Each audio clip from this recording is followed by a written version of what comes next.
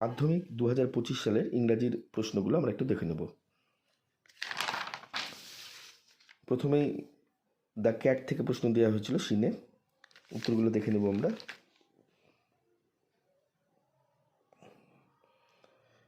প্রথম উত্তর অপশান 4, দ্বিতীয় উত্তর অপশান 3, তৃতীয় উত্তর অপশান 1, চতুর্থ কোশ্চেন উত্তর অপশান ডি, কোশ্চেন এর উত্তর হচ্ছে অ্যামিউজড। তারপরে দ্য গেস্ট উইশেস টু কী করতে চায়, kick the cat out of the window, লাথি মেরে জানালা দিয়ে ফেলে দিতে চায়। তারপরে question number 2, putting up his claw the cat quietly but firmly rakes the guest in the leg, দৃঢ়ভাবে আঁচড় মারে তার পায়ে গেস্টের।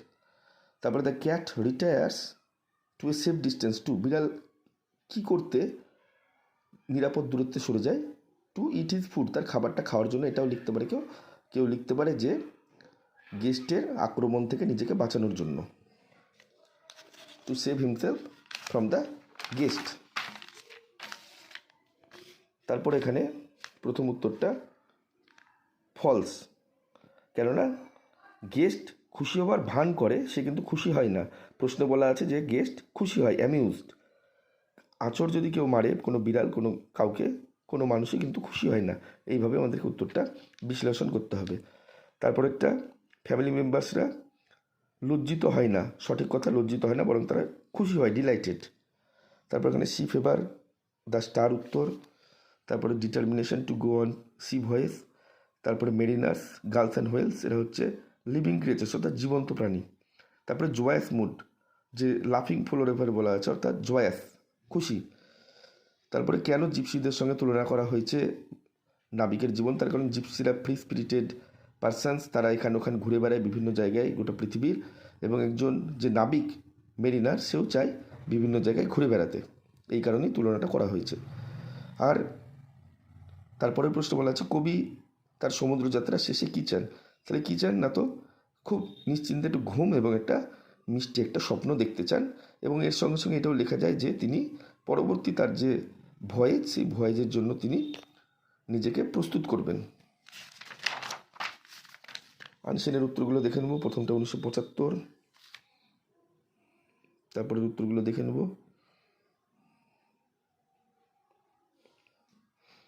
অপশান সি উত্তর হবে কোশ্চেন নাম্বার 5টা। সল্ট ওয়াটার মনস্টার্স বলতে কিন্তু এখানে ক্রোকোডাইলসকে বলা হচ্ছে। আর 6-এর উত্তরটাও আমি অপশান এ করব, যে এটা একটা কুমির সংরক্ষণের একটা প্রচেষ্টা। আরও বিভিন্ন জায়গায় কুমির সংরক্ষণ করা আছে, তার মধ্যে এটা একটা অন্যতম। সুধাকর কর করলে কিন্তু হবে না। ট্রু ফলসগুলো প্রথমটা ফলস করব। এখানে বলেছে কমেছে, কিন্তু আসলে কুমিরের সংখ্যা বেড়েছে, 1811টা হয়েছে, যেটা 1975 ছিল 74। তারপর এটা ট্রু, এটা হান্টিং গ্রাউন্ড ছিল। তারপর এটা ফলস, এখানে বলা আছে যে রিটায়ারমেন্টের পরে তিনি আর কোনোভাবেই যুক্ত নন কুমির সংরক্ষণের কাজে, এটা ফলস। তারপর এখানে কোশ্চেন আছে যে মেন অবজেক্টিভস কী কী, উত্তরগুলো দেখে নেবে পজ করে। তারপরে বলা আছে যে সল্ট ওয়াটার ক্রোকোডাইলসে কেন অবলুপ্তি ঘটেছিল 1975 দিকে, তার কারণ তখন ব্যবসায়িক কারণে প্রচুর কুমির মারা হয়েছিল, এবং ওই যে তাদের যে স্বাভাবিক বাসস্থান সেগুলোকে নষ্ট করা হচ্ছিল। তারপর এখানে প্রশ্ন আছে যে সুধাকর কর, তার সম্পর্কে এটা, যে ক্রোকোডাইল ম্যান তাকে বলা হয়, এবং তিনি কোন পোস্ট থেকে রিটায়ার করেছিলেন, তিনি সিনিয়র সায়েন্টিস্ট ছিলেন। তারপরে প্রশ্ন যে তিনি কেমনভাবে তার দিনগুলো কাটাচ্ছেন, কন্ট্রিবিউট করছেন, তার অবদানটা কি, রিটায়ারমেন্টের পরে, অবসর নেওয়ার পর তার অবদানটা কি এই কুমির সংরক্ষণে। তাহলে তিনি কি লেখা আছে এখানে, আফটার হিজ রিটায়ারমেন্ট মিস্টার কর has been imparting technical expertise and methodology on the conservation of salt water crocodiles, the conservation of crocodiles is a mission for him, এটা তার কাছে একটা মিশন, তার একটা যে লক্ষ্য।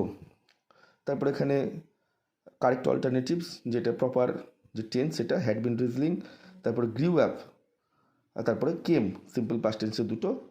আর এখানে যেহেতু প্রথমটায় ফর আওয়ার্স বলা আছে এবং টুগেদার ফ্রম মর্নিং বলা আছে, তাই ওখানে হ্যাড বিন রিজলিং করা হয়েছে। পরেরটা হরিদ্বার ইন সামার, তারপরে বাই বা বিসাইড যেটাই হোক, উত্তর হবে রিভার, নদীর ধারে, নদীর কাছে, নদীর পাশে।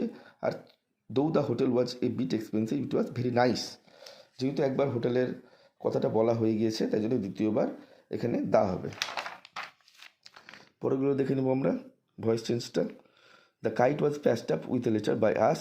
তারপর একটা father asked him if he had, if দিয়ে হয় আমরা জানি, যদি উত্তর হ্যাঁ বা না হয় তাহলে ইফ বা হুইদার দিয়ে হয়, আর টুডে থাকলে আমরা জানি যে দ্যাট ডে করতে হয় এবং এখানে উত্তরে ফুল স্টপ দিতে হয় শেষেরটা দেখে নেবো আমরা। টু দিয়ে উত্তর করবো। কেউ যদি শুধু টু লিখে দেওয়া হবে, অর্থাৎ টু এবং টু। কেউ যদি টু মাছ লেখে, too much stun to speak in the beginning, তাও কিন্তু উত্তরটা হবে। ফ্রেজাল ভাবগুলো দেখে নেবো। যেহেতু এটা পাস্ট টেন্সে আছে, ডিম্যান্ডেড, তাই জন্য কল্ড ফর, তারপরে কাট ডাউন, তারপরে কাট, কল অফ, কল আপ, অর্থাৎ কল আপ মানে হচ্ছে রিমেম্বার। তারপরে natural home or environment of an animals, প্রাণীর স্বাভাবিক একটা বাসস্থান, হ্যাবিট্যাট। তারপরে পুনরুজ্জীবন লাভ করা বা সজ্জীবিত হয়ে ওঠা, উজ্জীবিত হয়ে ওঠা, সেটা হচ্ছে রিভাইভ। তারপরে হচ্ছে important assignment or vocation mission, তারপরে হচ্ছে টার্গেট, অবজেক্টিভ। তারপরে রাইটিং এখানে আছে এডিটোরিয়াল লেটার, যে শব্দবাচী কীভাবে মানুষের ক্ষতি করে, সাউন্ড পলিউশন করে, এয়ার পলিউশন করে, সেটা নিয়ে লিখতে হবে এডিটোরিয়াল লেটার এটা।